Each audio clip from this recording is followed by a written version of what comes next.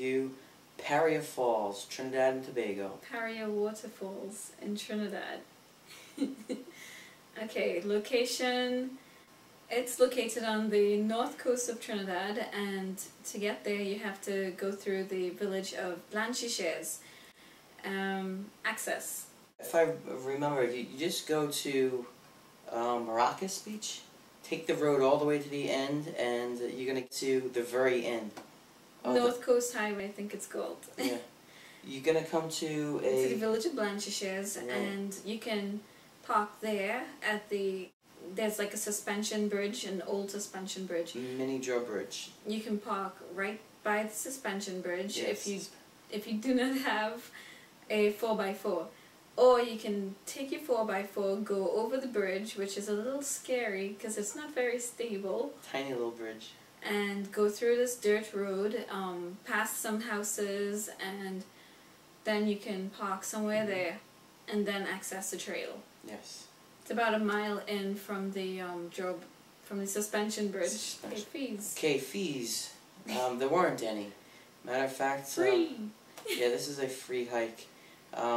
Finding the hike was difficult enough. You gotta know someone that knows the place, right? Or you're never gonna find this place. Ideal season, dry season. There's 2 seasons in Trinidad: dry and rainy. We went in the rainy, and it was not ideal. Ideal.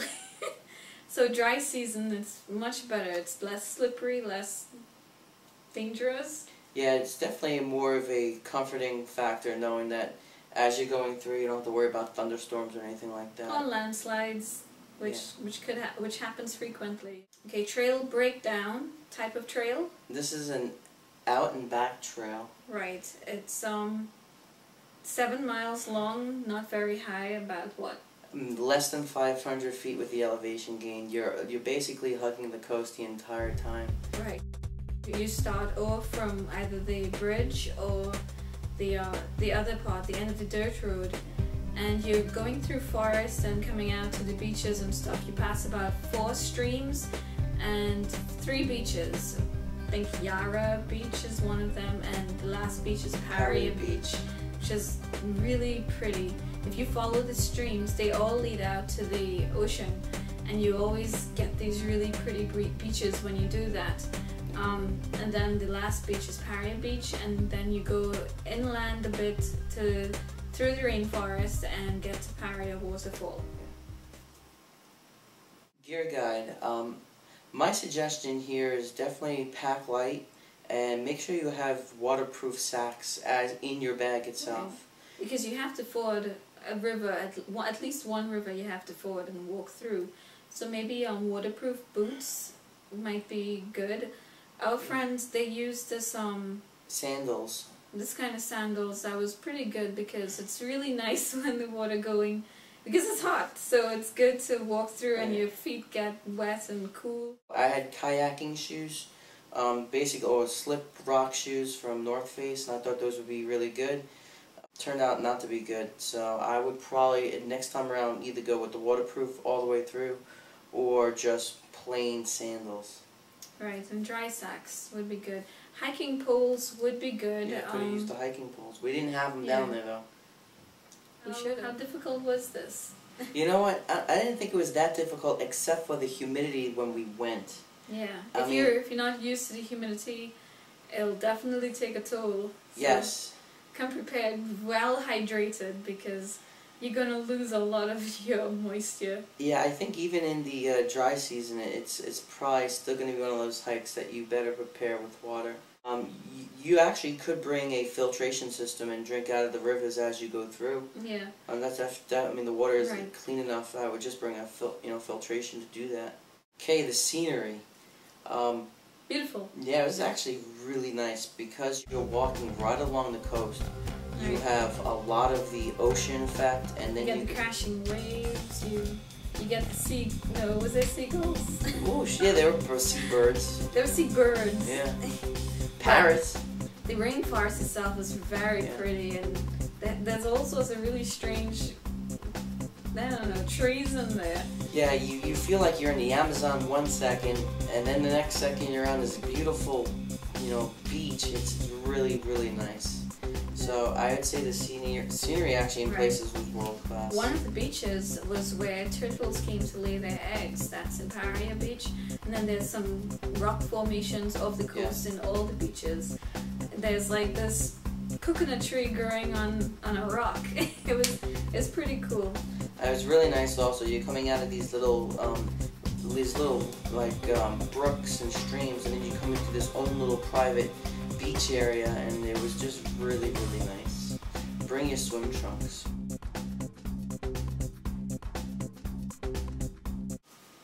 Okay, wilderness factor. You know what? You were in Trinidad and Tobago. Well, Trinidad, this particular hike.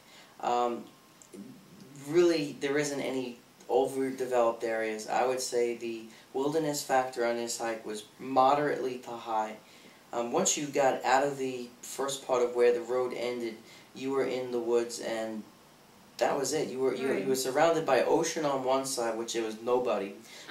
We saw maybe you pass a couple houses. They're desolate houses. I mean, it's not like you're gonna find. Stay away from the yellow house, okay? There's a little, but at Paria Beach, there's a tiny community there that has a couple boats. Yeah. And you do have the option of taking a boat trip back if you're really tired or late. Yeah, this still though is. Would you say it was desolate? It's pretty desolate because I mean that little village little collection of houses. It didn't really have much electricity or any sort of real civilization in it. Very primitive. So the wilderness, yes. I would say moderate to high. I mean, absolutely. Right. Wildlife. There were a lot of birds. There was tons of parrots. There were tons of wild parrots flying overhead. There's possibility of seeing some wild boar. We didn't see any. We didn't see any though. We heard lots of different birds. Right. Insects, lots of different insects, snakes and reptiles, absolutely. Phobias. Insects. Snakes. Insects. Poisonous snakes. Macareep, it's called. We saw this huge, well, it wasn't huge, it was about a 4 to 5 foot long. It was substantial, and it was in the middle of the road. Thank God it wasn't on the hike. Some of our other friends came across some of them when they were hiking, but they went the wrong way, so good for them. Bring your machete on this hike. Need a machete, or need something like that to protect yourself. I had a Spyderco Tenacious, that was it. A what? One of my knives. Okay. People, not much. We didn't see much except the group that we originally started off with, they came late, and we did meet up with them on the trail, but I think that was nobody else except people from our group. Yeah. Yeah, and they were all young people, no kids. But kids could have done this hike. It's pretty easy. Yes. Okay, facilities and eats. You have the rainforest as your facility, anywhere you want. But look out for the ants, because they'll bite you in the... Oh, talking about facilities, well, eats at least. There are a lot of things to eat in the forest as you were going along. Lots of mangoes, definitely. Yeah, they were. We were blessed to have 2 really good guides. Right. And they pointed out as we were going along all the things that were edible and things we could have used. And things you could use forest. for tea. We found this tree that was really good for kidney stones. Yes. I don't know. I'd like to give a shout out to Melissa and Anil, and also Wayne, who helped us out also on the hike. Very much so. Real bushmen. For sure. We probably would not have done the hike if we didn't know, didn't go with them, because they knew the hike inside and out. So in conclusion, this is a really, really good hike. If you're heading to Trinidad, definitely do this hike. It's absolutely beautiful and very worth your time. One precaution, the crime is a bit high in Trinidad still, so walk with a big group. Go with a big group, at least 10 people, and stop into Blanchisse's police station. Give them your information. Give them how much people are on the hike. when you expect to be back, and some contact information. Just as a precaution. Right. You do want to carry your machete on this hike. There might be some bushwhacking. There might be some snakes. There might be some unsavory characters. You never know. But it's still worth it. Right.